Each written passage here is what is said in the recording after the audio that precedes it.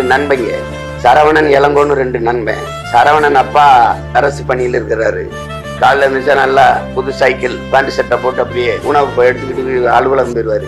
இந்த இளங்கோடைய அப்பா ஏர்மாடை கூட்டிட்டு வயக்காட்டுக்கு போயிடுவாரு. இது மாதிரி இருக்கும்போது இந்த ஒரு குற்ற உணர்வு, நம்ம அப்பா எப்ப பார்த்தாலும் அழுகு சட்டை, வேர்வை உடம்பு, உப்பு பூத்த உடம்பு இப்படி இருக்கா அப்படின்ட்டு. அப்பா பார்க்கும்போது பெருமையும், இவங்க அப்பா பார்க்கும்போது ஒரு சிறுமையுமா வந்து ஒரு நாள் அந்த சரவணன் வீட்டுக்கு சாப்பிட போறான். மதிய உணவு எல்லாரும் தட்டை அப்படி வச்சுட்டு தோரை எடுத்து வச்சுட்டு கண்ணுக்குள்ள வச்சுட்டு ரொம்ப நேரம் ஏதோ வேண்டிக்கிட்டு இருக்காங்க. பாக்குறேன் இளங்கோ என்ன பண்ணுது. இல்ல எங்க பாட்டி சொல்லி இருக்கிறாங்க, நமக்கு சோறு கொடுக்குற விவசாயிகள் தெய்வம் மாதிரி, அதனால சாப்பிட்றதுக்கு முன்னாடி ஒரு நொடி அவங்கள நினைச்சு பார்க்கணும், ஒரு நிமிடமாவது நினைக்கணும் அப்படின்னு நாங்க ஒவ்வொரு நாளும் ஒவ்வொரு வேலையும் சாப்பிட்றதுக்கு முன்னாடி விவசாயி வணங்கி நன்றி சொல்லிட்டு தான் சாப்பிடுவோம் அப்படின்னு நமக்கு சோறு போடுற தெய்வங்கள் அவங்கன்னு இந்த பையன் சொல்றான். உடனே இளங்கோ சாப்பிடல, ஓடி வர்றான். அப்பா உழுதுட்டு எதிர வர்றாரு. ஓடி போய் அப்பாவை வேர்வையோட கட்டி பிடிக்கிறான். அப்பா அப்படின்னு மனசு சொல்லுது, எங்க அப்பா தெய்வத்தின் தொழிலை செய்யறாரு.